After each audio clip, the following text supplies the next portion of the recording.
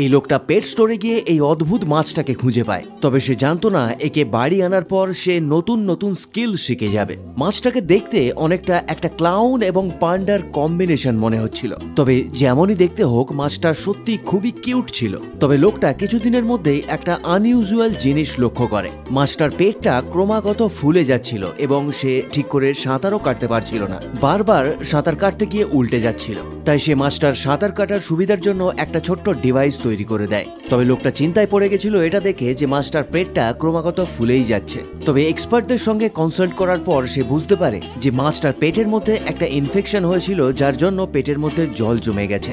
এই কারণে সে নিজেই প্রতিদিন একটু একটু করে ওই জলটা বের করে দিতে শুরু করে এবং এক সপ্তাহ এরকম ধরনের ট্রিটমেন্টের পর মাছটার পেটটা নর্মাল হয়ে যায়। তারপর থেকে মাছটা যখনই লোকটার হাত দেখতে পায় সাথে সাথে তার কাছে চলে আসে। তবে কিছুদিনের মধ্যেই লোকটা আরো একটা অদ্ভুত